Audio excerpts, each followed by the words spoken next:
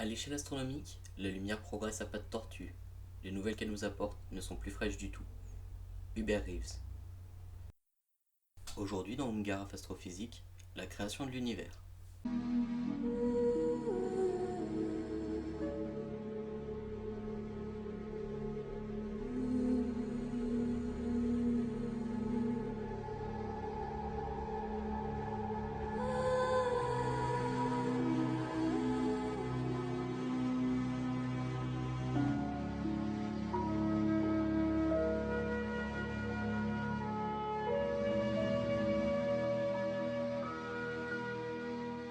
Une théorie prédomine dans le monde scientifique à propos de la création de l'univers, la théorie du Big Bang Show. Elle a été avancée pour la première fois par l'astrophysicien belge Georges Lemaître et le physicien russe Alexander Friedmann dans les années 20. Le terme date lui des années 1950 quand un astrophysicien, durant une conférence, voulut se moquer de cette théorie en l'appelant la théorie du grand boom. Selon cette théorie soutenue par les observations de l'expansion de l'univers par l'américain Eddie Hubble que nous avons vu dans le dernier épisode, l'univers a été en un temps infiniment petit et chaud. Ce point infiniment petit était une singularité gravitationnelle, comme celle des trous noirs, d'où une théorie dont je parlerai peut-être dans un autre épisode, qui est que les Big Bang est dû à un trou noir supermassif et que donc tous les trous noirs sont des galaxies potentielles. Les scientifiques ne sont sûrs de son déroulement que jusqu'à une seconde après le Big Bang. Le temps zéro n'est pas tout à fait égal à zéro, il correspond à 10 puissance moins 44 secondes après le Big Bang. Avant cet instant, la connaissance se heurte à un mur, dit mur de Planck. La physique quantique interdit en effet de connaître la nature des phénomènes qui ont précédé cette fraction infime de seconde. Les scientifiques travaillent sur cette période. Plusieurs théories sont élaborées, telles que la théorie des cordes, la théorie des supercordes ou encore la théorie M, sur lesquelles je reviendrai dans un prochain épisode. Mais pour le moment, elles sont encore incomplètes et nécessitent des avancées dans les domaines mathématiques, physiques et techniques. La création de l'univers possède de nombreuses étapes, mais s'il faut en retenir trois, ce serait l'ère inflationnaire, la nucléosynthèse primordiale et la recombinaison. Le Big Bang se déroule encore aujourd'hui. À son début, il n'y avait pas les quatre forces fondamentales qui régissent l'univers. Gravité, force nucléaire faible, force nucléaire forte et électromagnétisme. Il n'y avait qu'une sorte de supergravité.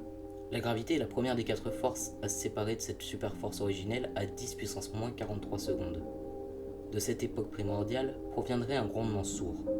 Les ondes de gravité ont envahi le cosmos à l'aube des temps, mais le vestige de leur murmure n'a encore jamais été décelé par un instrument terrestre. La superforce s'est transformée en une nouvelle entité appelée force électronucléaire. Celle-ci fédère les forces nucléaires faibles et fortes, ainsi que l'interaction électromagnétique. À 10 puissance moins 35 secondes, on retrouve l'ère de l'inflation. L'interaction nucléaire forte devient à son tour autonome. Une gigantesque dilatation de l'espace s'ensuit. Elle se produit à une vitesse supérieure à celle de la lumière. À 10 puissance moins 11 secondes, la force nucléaire faible divorce à son tour de l'interaction électromagnétique. Les quatre forces fondamentales qui vont façonner la nature sont en place et le resteront jusqu'à nos jours. Sous l'effet de la force nucléaire forte, protons et neutrons ont tendance à vouloir s'associer, mais tant que les photons sont suffisamment énergétiques pour casser les liaisons ainsi créées, ces regroupements ne sont pas stables. Lorsque la température de l'univers descend sous le milliard de degrés, les photons deviennent trop peu énergétiques pour casser les liaisons internes des noyaux qui se forment. À partir de ce moment, les fusions successives donnent naissance à des structures de plus en plus complexes.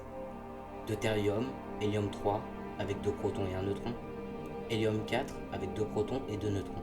Il faut ajouter à ce problème le fait que les conditions qui rendent la nucléosynthèse possible ne sont réunies que pendant un temps très court, puisque l'univers est en expansion rapide.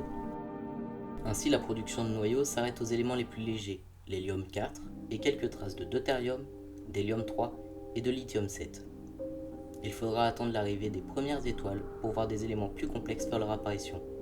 Cette étape est ce qu'on appelle la nucléosynthèse primordiale. Jusqu'à une seconde après le Big Bang, la matière prend le pas sur l'antimatière, dans un furieux élan de destruction. La matière bénéficie d'un léger excès de force qui lui fait anéantir sa sœur ennemie. Les particules et leurs antiparticules s'annihilent en pure énergie. Avant 380 000 ans, après le Big Bang, protons et électrons sont libres et les atomes ne peuvent pas exister. Si par hasard un proton et un électron se rencontrent et s'associent pour former un atome, leur liaison est immédiatement détruite par un photon. Pour cette même raison, les photons, qui sont rapidement absorbés par ces atomes éphémères, ont une durée de vie très courte. Ils n'ont donc guère le temps de se déplacer, C'est ce qu'on exprime en disant que l'univers leur est opaque. Le changement arrive lorsque la température de l'univers atteint les 3000 degrés. L'énergie moyenne des photons passe alors sous le seuil de la liaison électron-proton. Le rayonnement perd ainsi sa capacité à dissocier les couples qui se forment. Les rencontres au hasard entre noyaux et électrons vont dorénavant donner naissance à des composés stables, comme par exemple les premiers atomes d'hydrogène ou d'hélium. Cette époque est connue sous le nom de recombinaison, puisque les noyaux et électrons se combinent ensemble. Jusqu'à environ 500 millions d'années, la mixture cosmique apparaît assez lisse. Mais à bien y regarder, elle comporte déjà quelques petits grumeaux, dus aux ondes gravitationnelles et aux fluctuations quantiques primordiales.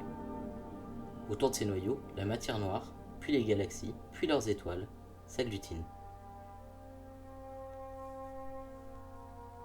Nous allons maintenant voir deux autres théories sur la création de l'univers, dont une qui est toujours d'actualité, le créationnisme.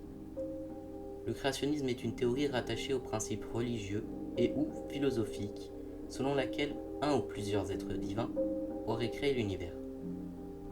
Les partisans les plus rigoureux croient en un monde créé exactement tel qu'il est décrit dans la Genèse. Ainsi, selon eux, la Terre et les êtres vivants qui s'y trouvent ont été créés en l'espace de 6 jours, il y a environ 6000 ans, par Dieu.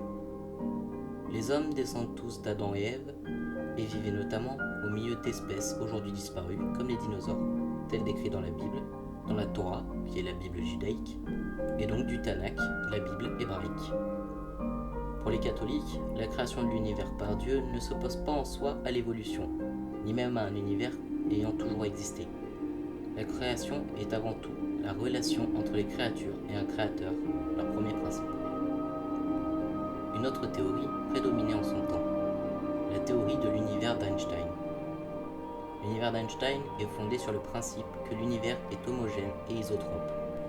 Einstein lui a adjoint l'hypothèse que celui-ci était statique, immuable, donc qu'il ne pouvait pas changer. Sous l'effet de la gravité, les différents objets de l'univers s'attirent les uns avec les autres et ont donc tendance à se rapprocher. Pour contrebalancer cette attraction, Einstein a été amené à introduire l'équivalent d'une force répulsive dans l'univers, qu'il a appelé constante cosmologique. L'aspect statique de l'univers est alors assuré si une certaine relation entre constante cosmologique, densité de matière et courbure spatiale est satisfaite. L'univers d'Einstein prédit que l'univers est statique si on exclut les mouvements relatifs des galaxies les unes par rapport aux autres. La découverte de l'expansion de l'univers par Edwin Hubble à la fin des années 1920 a invalidé ce modèle et la nécessité de la constante cosmologique. Aujourd'hui cependant, on admet couramment l'hypothèse qu'il existe une forme d'énergie, désormais appelée énergie noire, qui possède des caractéristiques très semblables à celles de la constante cosmologique d'Einstein. En conclusion, nous pourrions essayer de nous projeter dans le futur. Si l'expansion de l'univers continue telle qu'elle, notre univers s'éteindra dans le froid, puisque sa densité sera trop faible. Autrement, l'univers se stabilisera à une certaine taille, et donc pourra durer éternellement. Une dernière théorie tente à dire qu'à partir d'une certaine taille, la gravité reprendra le dessus, et que l'univers se rétractera pour revenir à une densité proche de celle du Big Bang, et pouvoir donner lieu à un nouveau Big Bang. Cette théorie se nomme la théorie du Big Crunch. Selon cette théorie, un univers a peut-être existé avant le nôtre, et existera peut-être après le nôtre.